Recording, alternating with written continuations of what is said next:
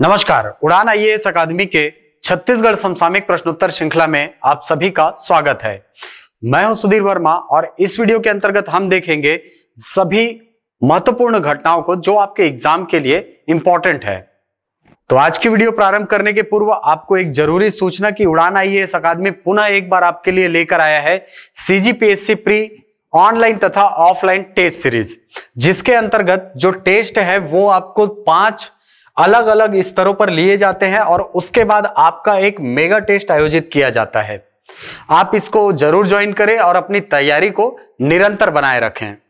चलिए, तो Chhattisgarh current affair के अंतर्गत आज हमारा पहला टॉपिक है छत्तीसगढ़ी फिल्म भूलन द मेज को राष्ट्रीय फिल्म पुरस्कार। कुछ समय पहले गोवा में फिल्म फेस्टिवल का आयोजन किया गया था और उसके अंतर्गत रीजनल फिल्म की कैटेगरी में छत्तीसगढ़ के भूलन द मेज को बेस्ट फिल्म का अवार्ड दिया गया है। इसके बारे में थोड़ा सा जान लेते हैं कि इस फिल्म के निर्माता निर्देशक कौन है। श्री मनोज वर्मा जी। बेसिकली ये जो फिल्म है वो एक उपन्यास पर बेस्ड है। इस उपन्यास का नाम है भूलन कांदा। देखिए, भूलन कांदा क्या होता है। भूलन कांदा छत्तीसगढ़ के जंगलों में पाई जाने वाली एक जड़ी बूटी होती है, एक झाड़ी होती है, जिसके ऊपर यदि कोई व्यक्ति अपना पैर रख देता है तो अपनी सुध बुध खो बैठता है, यानी कि उस व्यक्ति को उसकी याददाश्त चली जाती है और जब तक उस व्यक्ति को याद नहीं दिलाया जाता फिर से उस व्यक्ति को कुछ भी याद नहीं आता है।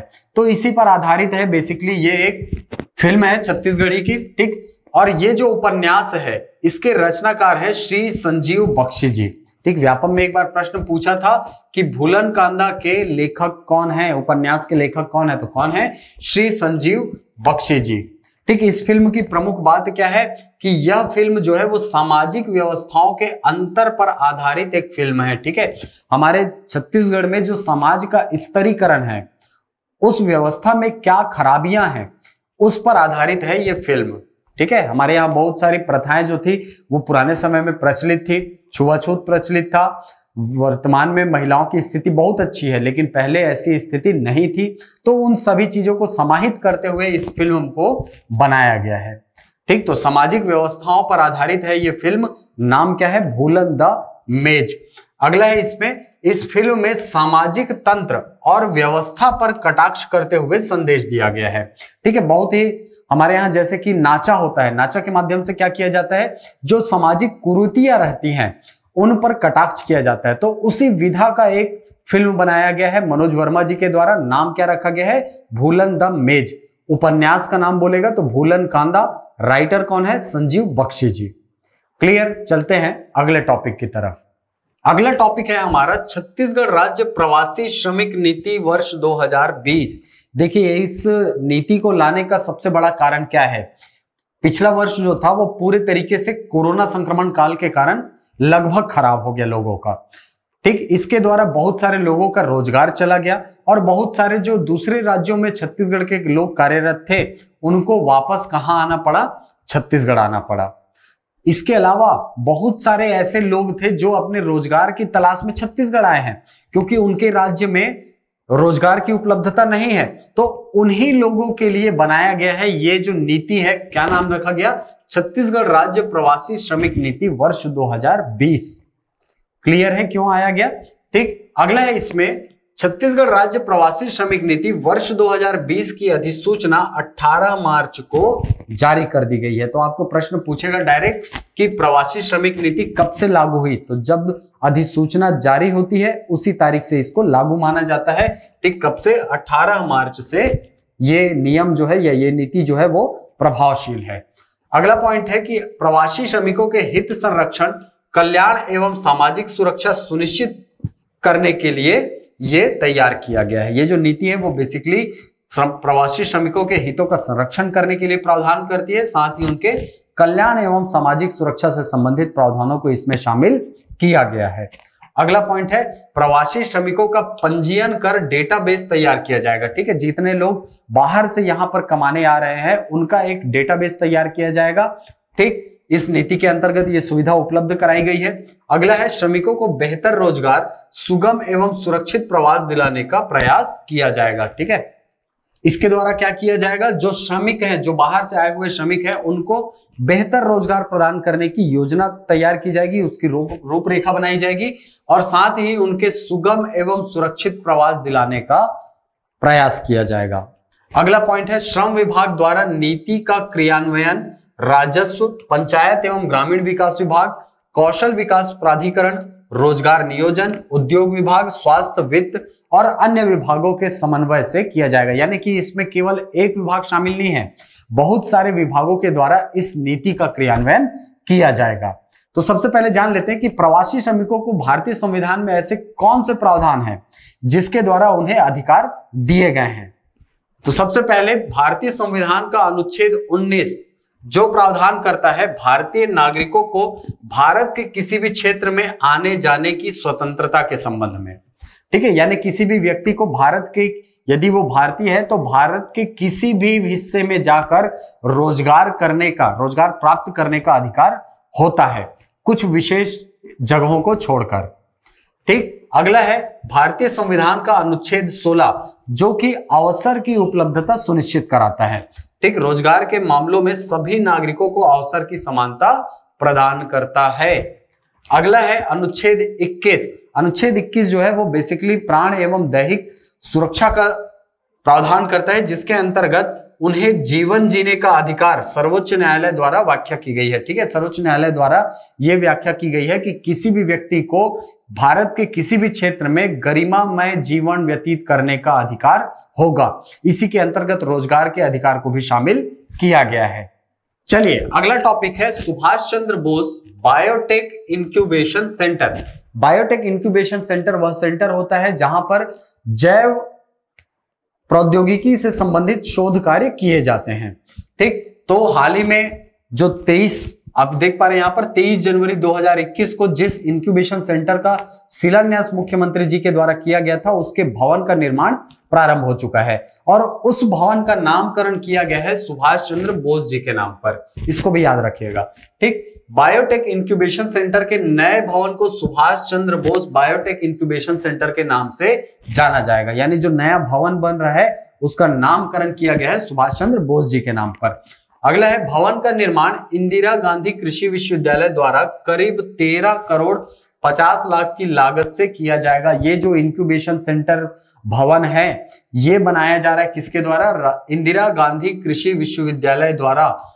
इसकी लागत कितनी है तो 13 करोड़ 50 लाख, ठीक है। ये इतनी लागत लगा करके इस इंक्यूबेशन सेंटर को बनाया जाएगा। यह सेंटर मध्य भारत का पहला सेंटर है, पहला इंक्यूबेशन सेंटर है मध्य भारत के अंतर्गत, ठीक। कहां निर्मित किया जा रहा है, हमारे रायपुर में इंदिरा गांधी विश्वविद्यालय जो परिसर है वहीं पर इसको निर्मित किया जाएगा। तो याद रखिएगा बायोटेक इंक्यूबेशन सेंटर जो है छत्तीसगढ़ का पहला कहां पर निर्मित किया जा रहा है, रायपुर में निर्मित किया जा रहा है। अगला टॉपिक है मनरेगा अंतर्गत प्रतिदिन मजदूरी दर में संशोधन, ठीक। मनरेगा अंतर्गत प्रतिदिन मजदूरी दर अब 193 रुपए कर दी गई है। पहले ये राशि वर्ष 2020-21 के लिए 190 रुपए हुआ करती थी, अब इसको 3 रुपए वृद्धि करके कितना कर दिया गया है, 193 रुपए प्रतिदिन प्रति व्यक्ति, ठीक है। यानी एक व्यक्ति जो मनरेगा के अंतर्गत काम पाया हुआ है, काम कर रहा है, उसको 193 रुपए प्रतिदिन के हिसाब से भुगतान किया जाएगा, ठीक। यह नया दर 1 अप्रैल 2021 से प्रभावशील होंगे। 1 अप्रैल 2020 से ये जो नया दर है वो प्रभावी होगा। छत्तीसगढ़ में मनरेगा श्रमिकों को अप्रैल 2021 से प्रतिदिन 193 रुपए मजदूरी मिलेगी, ठीक है। छत्तीसगढ़ में भी ये लागू किया जा चुका है और अब मजदूरी दर 190 रुपए से बढ़ाकर कितनी कर दी गई है, 193 रुपए। कितने की वृद्धि हुई, 3 रुपए की वृद्धि इसमें की गई है वर्ष 2021-22 के लिए। चलते हैं अगले टॉपिक की तरफ। अगला टॉपिक है राष्ट्रीय पंचायत अवार्ड 2021। अभी हाल ही में जो केंद्रीय पंचायत एवं ग्रामीण विकास विभाग है उसके द्वारा राष्ट्रीय पंचायत पुरस्कारों की घोषणा की गई है। इसके अंतर्गत छत्तीसगढ़ को अलग अलग कैटेगरी में कुल 11 पुरस्कार प्रदान किए गए हैं, ये याद रखिएगा। कुल 11 पुरस्कार प्राप्त हुए हैं छत्तीसगढ़ को, ठीक। तो इसमें पढ़ते हैं कि 31 मार्च को विशिष्ट कार्य करने वाले पंचायतों के लिए दीनदयाल उपाध्याय पंचायत सशक्तिकरण पुरस्कार, नानाजी देशमुख राष्ट्रीय गौरव ग्राम सभा पुरस्कार एवं ग्राम पंचायत डेवलपमेंट प्लान अवार्ड की घोषणा की गई है। लगातार तीसरे साल 11 राष्ट्रीय पुरस्कार जो है छत्तीसगढ़ को प्राप्त हुए हैं, ये याद रखिएगा। कोंडागांव द्वारा राज्य शासन की महत्वाकांक्षी योजना नरवा गरवा घुरवा बारी योजना में उत्कृष्ट प्रदर्शन करते हुए पशुधन विकास हेतु गौठानों का सुचारू रूप से संचालन किया जा रहा है। ठीक है, कोंडागांव को इसके अंतर्गत पुरस्कृत किया गया है। और क्यों किया गया है? जो राज्य की महत्वाकांक्षी योजना है, आपने सुना होगा, नरवा गरवा घुरवा बारी एला बचाना है संगवारी, छत्तीसगढ़ के 4 चिन्हारी, इसके उत्कृष्ट पालन के लिए या उत्कृष्ट प्रदर्शन इस योजना के अंतर्गत करते हुए पशुधन से संबंधित जो योजनाएं हैं, ठीक है, उसका विकास करने के लिए और गौठानों के सुचारू रूप से संचालन करने के लिए इसको प्रदान किया गया है। किसको? कोंडागांव जिले को। क्लियर? वर्मी कंपोस्ट खाद भी तैयार किया जा रहा है। ये तो हर गौठान में प्रावधानित है कि प्रत्येक गौठान का जो गोबर खरीदा जा रहा है वहां पर कंपोस्ट का निर्माण किया जाएगा, वर्मी कंपोस्ट का निर्माण किया जाएगा और उसके माध्यम से जैविक खेती को बढ़ावा दिया जाएगा। अगला है, गौठानों को मल्टी एक्टिविटी सेंटर के रूप में भी संचालन किया जा रहा है। देखिए, मल्टी एक्टिविटी सेंटर क्या होता है? जहां पर न केवल वर्मी कंपोस्ट का उत्पादन होगा, साथ ही वहां पर गायों की रक्षा होगी और इसके माध्यम से रोजगार सुनिश्चित किया जाएगा। जो युवा हैं उनके रोजगार को उपलब्ध कराने के लिए और उसके साथ में जो गौ उत्पाद हैं, गौ उत्पाद में बहुत सारी चीजें आती है, गोबर आता है, दूध आता है ना, गौमूत्र आता है, तो इन सब से अलग अलग चीजों का निर्माण करना और उससे संबंधित प्रशिक्षण प्रदान किया जाता है। कहां? मल्टी एक्टिविटी सेंटर में। तो गौठानों को मल्टी एक्टिविटी सेंटर के रूप में निर्मित किया जाएगा। अगला है, ग्रामीण महिलाओं के समूह एवं उसमें काम करने वाले लोगों को स्वरोजगार उपलब्ध कराकर उन्हें स्वावलंबी बनाया जा रहा है। यानी कि ये जो नरवा गरवा घुरवा बारी योजना है, ये महिला सशक्तिकरण की तरफ भी एक कदम बढ़ा रहा है, जिसके अंतर्गत गांवों की जो महिलाएं हैं उनका समूह बना करके उन्हें सशक्त करने का प्रयास किया जा रहा है। तो आइए देख लेते हैं कौन कौन से ग्राम पंचायतों को और कौन कौन से जिलों को राष्ट्रीय पंचायत पुरस्कार से सम्मानित किया गया है। तो सबसे पहले दीनदयाल उपाध्याय पंचायत सशक्ति पुरस्कार ये दिया गया है तिल्दा ब्लॉक को, गरियाबंद को और कोंडागांव को। ठीक, गरियाबंद और कोंडागांव को जिले स्तर पर, जबकि तिल्दा को ब्लॉक स्तर पर इसे सम्मानित किया गया है। अगला है ग्राम पंचायत डेवलपमेंट प्लान पुरस्कार 2021। इसके द्वारा ग्राम पंचायत बैहार, ठीक है, आपको पता होगा आरंग का एक गांव है बैहार, इसको राष्ट्रीय पंचायत पुरस्कार से सम्मानित किया गया है। और किस कैटेगरी में? ग्राम पंचायत डेवलपमेंट प्लान पुरस्कार। ठीक है, ये बेसिकली प्रदान किया जाता है जो ग्राम पंचायत है वहां पर अधोसंरचनाओं का कितना विकास हुआ है इस आधारभूत बिंदु पर। ठीक, अगला है राष्ट्रीय बाल मित्र पंचायत पुरस्कार। ये प्रदान किया जाता है क्यों? ये प्रदान किया जाता है बच्चों से संबंधित महत्वपूर्ण योजनाओं के प्रभावी क्रियान्वयन के लिए। इसके अंतर्गत ग्राम पंचायत नवागांव अभनपुर को, ठीक है, अभनपुर विकासखंड के अंतर्गत एक गांव है जिसका नाम क्या है? नवागांव। इस नवागांव को राष्ट्रीय बाल मित्र पुरस्कार से सम्मानित किया गया है। अगला है दीनदयाल उपाध्याय पंचायत सशक्तिकरण पुरस्कार, ई गवर्नेंस कैटेगरी। ठीक है, यानी कि ई गवर्नेंस के माध्यम से प्रशासन को प्रभावी ढंग से सुनिश्चित करने के लिए दीनदयाल उपाध्याय पंचायत सशक्तिकरण पुरस्कार जो है ये प्रदान किया जाता है। किसको प्रदान किया गया? ग्राम पंचायत बैहार को, ग्राम पंचायत महराटोला जो कि कबीरधाम जिले का एक ग्राम पंचायत है, इन दोनों को प्रदान किया गया है। इसके अलावा नानाजी देशमुख राष्ट्रीय गौरव ग्राम सभा पुरस्कार जो है ये प्रदान किया गया है बीजापुर जिले के गोटईगुड़ा नाम के एक ग्राम पंचायत को। तो यह है राष्ट्रीय पंचायत पुरस्कार, आपके एग्जाम के लिए बहुत इंपॉर्टेंट है। चलिए अगला टॉपिक है मनरेगा क्रियान्वयन में महासमुंद जिला जो है ये पहले पायदान पर काबिज हो गया है। ठीक, आपको पता होगा कि मनरेगा का क्रियान्वयन जो है वो हमारे क्षेत्र में या हमारे छत्तीसगढ़ में अलग अलग जिलों के स्तर पर इसका मूल्यांकन किया जाता है। तो इसी के अंतर्गत हाल ही में एक डेटा जारी किया गया है जिसमें महासमुंद जिला जो है वो प्रथम स्थान पर आ गया है। पूरे छत्तीसगढ़ में लक्ष्य से ज्यादा मानव दिवस रोजगार दिलाकर महासमुंद पहले पायदान पर आ गया है।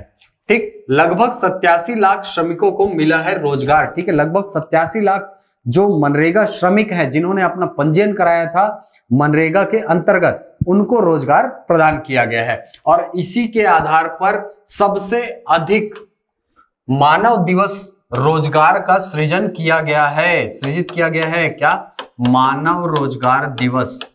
चलिए, तो हमारा अगला टॉपिक है मनरेगा क्रियान्वयन से संबंधित। अभी हाल ही में ये आंकड़ा आया है और इस आंकड़े के अनुसार मनरेगा के क्रियान्वयन में महासमुंद जिला जो है वो पहले स्थान पर काबिज हो गया है। इसके पहले की जो रिपोर्ट आई थी उसके अंतर्गत राजनांदगांव जिला और उसके ठीक पहले वाले रिपोर्ट में कवर्धा जिला यानी कबीरधाम जिला जो था वो प्रथम स्थान पर थी। लेकिन इस रिपोर्ट के अंतर्गत हाल ही में महासमुंद जिला जो है वो प्रथम स्थान पर आ गया है। ठीक, पूरे छत्तीसगढ़ में लक्ष्य से ज्यादा मानव दिवस का रोजगार दिलाकर महासमुंद पहले पायदान पर आ गया है। ठीक, इस दौरान पूरे छत्तीसगढ़ में लगभग 87 लाख श्रमिकों को रोजगार दिया गया है मनरेगा के अंतर्गत। मनरेगा के अंतर्गत कुल कितने लोगों को? 87 लाख श्रमिकों को रोजगार प्रदान किया गया है। महासमुंद जो जिला है इसको वित्तीय वर्ष 2020-21 में 71.86 लाख मानव दिवस रोजगार सृजित करने का लक्ष्य प्रदान किया गया था। इसके विरुद्ध इसने कुल 86.94 लाख मानव दिवस रोजगार सृजित किए हैं, यानी कि अपने लक्ष्य से लगभग 20% अधिक, लगभग 120% रोजगार दिवस का सृजन किया गया है महासमुंद जिले के द्वारा। और ये इसी क्रियान्वयन के कारण मनरेगा में प्रथम स्थान पर आ गया है। ठीक, लक्ष्य का 120% आप देख पा रहे हैं यहां पर। साथ ही 1.45 लाख जॉब कार्ड धारी परिवारों को रोजगार मिला है महासमुंद में। ठीक, महासमुंद में कुल 1.45 लाख जो मनरेगा जॉब कार्ड धारी हैं उनको कुल 86.94 लाख मानव रोजगार प्रदान किया गया है। क्लियर है बात? ठीक, छत्तीसगढ़ में इस वर्ष अब तक 5.54 लाख परिवारों को 100 दिनों का काम प्रदान किया गया है। और मनरेगा के क्रियान्वयन में यदि छत्तीसगढ़ की स्थिति देखा जाए तो छत्तीसगढ़ देश में 5वें स्थान पर आ गया है। ठीक, एक समय था जब लॉकडाउन के दौरान छत्तीसगढ़ प्रथम स्थान पर था, लेकिन वर्तमान रैंकिंग में या वर्तमान जो आंकड़े हैं उनके अनुसार छत्तीसगढ़ का स्थान अब क्या हो गया है? 5वां हो गया है। क्लियर? तो इसमें याद रखने वाली चीज क्या है कि वर्तमान में क्रियान्वयन में प्रथम कौन है मनरेगा के? महासमुंद जिला। दूसरी चीज, कितना प्रतिशत रोजगार प्रदान किया गया है? 120%। और कितने लाख जॉब कार्ड धारी परिवारों को रोजगार दिया गया है महासमुंद जिले में? तो 1.45 लाख जॉब कार्ड धारी। इसके अलावा छत्तीसगढ़ में अब तक कितने परिवारों को 100 दिनों का रोजगार मनरेगा के अंतर्गत प्रदान किया गया है? तो 5.54 लाख। इसके अलावा वर्तमान में छत्तीसगढ़ का क्या स्थान है रोजगार के क्रियान्वयन में मनरेगा के अंतर्गत? तो वर्तमान में 5वें स्थान पर है छत्तीसगढ़। चलते हैं अगले टॉपिक की तरफ। चलिए, अगला टॉपिक है लघु वनोपज संग्रहण द्वारा राज्य में वर्ष 2020-21 के दौरान 3 करोड़ मानव दिवस का रोजगार सृजित किया गया है। ठीक, देखिए, जो वनोपज संग्रहण है वो भी एक प्रकार का रोजगार माना जाता है हमारे छत्तीसगढ़ में, और इसके अंतर्गत कुल 3 करोड़ मानव दिवस का रोजगार सुनिश्चित किया गया है इस वित्तीय वर्ष में। तो इसके अंतर्गत कुछ पॉइंट्स को हम देख लेते हैं, जैसे कि राज्य में वर्तमान में 52 लघु वनोपजों की खरीदी न्यूनतम समर्थन मूल्य पर की जा रही है, यानी कि राज्य में कुल 52 ऐसे लघु वनोपज हैं जिनकी खरीदी एमएसपी पर की जा रही है। वर्ष 2018 के पहले कुल 7 ही ऐसे लघु वनोपज थे जो कि एमएसपी पर खरीदे जाते थे, लेकिन वर्तमान में इनकी संख्या बढ़कर कितनी हो गई है? 52 हो गई है। अगला बिंदु है छत्तीसगढ़ में वर्ष 2020-21 में लघु वनोपजों के संग्रहण तथा प्रसंस्करण आदि कार्य से लोगों को 3 करोड़ मानव दिवस का रोजगार उपलब्ध हुआ है। इसमें लघु वनोपज संग्राहकों सहित आदिवासी वनवासियों का 200 रुपए प्रतिदिन के हिसाब से 600 करोड़ रुपए की राशि के पारिश्रमिक का वितरण किया गया है। यानी कि पारिश्रमिक कितना होता है? मनरेगा का कितना होगा वर्ष 2021-22 के लिए? 193 करोड़ रुपए। लेकिन जो लघु वनोपज संग्राहक है उनकी दैनिक मजदूरी कितनी है? 200 रुपए प्रतिदिन की। ठीक, तो ये अंतर भी आप याद रखेंगे। चलते हैं अगले टॉपिक पर। अगला टॉपिक है CGHB मोबाइल ऐप, यानी कि Chhattisgarh housing board mobile app. हाल ही में हाउसिंग बोर्ड के द्वारा, छत्तीसगढ़ हाउसिंग बोर्ड के द्वारा अपना एक मोबाइल एप्लीकेशन लॉन्च किया गया है, जिसके द्वारा लोगों को घर खरीदने से संबंधित सुविधाएं प्रदान की जाएंगी। तो याद रखिएगा इसको, इस ऐप का नाम क्या है, CGHB। इस प्रकार के प्रश्न जो है वो आपको अमूमन देखने को मिलते रहते हैं। ठीक, इसका लोकार्पण, इस ऐप का लोकार्पण किया गया है 26 मार्च 2021 को। इसमें कौन कौन सी सेवाएं उपलब्ध कराई जाएंगी? तो पहला है इसमें ऑनलाइन किसी भी माध्यम से मंडल के घर के लिए आवेदन। ठीक है, किसी भी मंडल में घर खरीदी यदि करना हो आवेदक को, तो वहां पर वो ऑनलाइन आवेदन कर सकता है। ठीक, ऑनलाइन की सुविधा यहां पर प्रदान की गई है। दूसरा है पंजीयन कराने हेतु समय की बाध्यता भी खत्म। ठीक, देखिए आवेदन करने के बाद जब खरीदी हो जाती थी घर की, तो उसके बाद उसका रजिस्ट्रेशन कराने के लिए एक समय अवधि दी जाती थी। इस एप्लीकेशन के माध्यम से ये जो रजिस्ट्रेशन का समय है, इसको भी बाध्यता को समाप्त कर दिया गया है। अगला है ऑनलाइन लॉटरी एवं पंजीयन राशि भी ऑनलाइन जमा कर सकते हैं। पहले क्या होता था कि घर आवंटित करने के लिए लॉटरी निकाली जाती थी, तो अब वो लॉटरी भी कैसे निकाली जाएगी, ऑनलाइन निकाली जाएगी। और इसके साथ ही पंजीयन राशि भी ऑनलाइन जमा करने की सुविधा उपलब्ध कराई गई है। अगला है मंडल के भवन क्रय करने आवेदन कर सकते हैं, यानी कि अगर किसी को घर खरीदना हुआ तो उसके लिए वो आवेदन कर सकता है। मंडल के प्रोजेक्ट्स की जानकारी भी ले सकते हैं। ठीक है, यानी कि जो गृह निर्माण मंडल है उसके द्वारा यदि किसी घर का विक्रय किया जाता है, तो ऐसे प्रोजेक्ट्स के संबंध में भी जानकारी इस एप्लीकेशन के माध्यम से लोगों को उपलब्ध हो सकती है। चलिए, तो अब आते हैं हमारे अगले सेक्शन में, जो है प्रश्नोत्तर। इसमें हमारा पहला प्रश्न है, राष्ट्रीय फिल्म पुरस्कार छत्तीसगढ़ी फिल्म भूलन द मेज के निर्माता कौन है? कौन है? ऑप्शन है आपके पास मुकेश वर्मा, मनोज वर्मा, मनोहर वर्मा या संजीव बख्शी। तो हमने पहले ही स्लाइड में पढ़ा कि जो फिल्म है भूलन द मेज, जिसको क्या मिला है, राष्ट्रीय फिल्म पुरस्कार, इसके निर्माता कौन है? मनोज वर्मा जी हैं। अगला प्रश्न है, छत्तीसगढ़ी उपन्यास भूलन कांदा के लेखक कौन है? ये आंसर आप हमको कमेंट बॉक्स में बताइए कि भूलन कांदा उपन्यास किसके द्वारा लिखा गया है। अगला प्रश्न है, मनरेगा अंतर्गत प्रतिदिन मजदूरी दर वर्ष 2021-22 के लिए कितना निर्धारित किया गया है? तो कितना निर्धारित किया गया है? 193 रुपए। मैंने बताया आपको कि पहले ये राशि 190 रुपए प्रतिदिन प्रति व्यक्ति के हिसाब से होता था, अब इसको बढ़ाकर 193 रुपए प्रतिदिन प्रति व्यक्ति कर दिया गया है। तो ये थे आपके छत्तीसगढ़ समसामयिकी से संबंधित कुछ महत्वपूर्ण टॉपिक, जो कि आपके एग्जाम के लिए अत्यंत महत्वपूर्ण है। मिलते हैं अगली कक्षा में, तब तक के लिए धन्यवाद।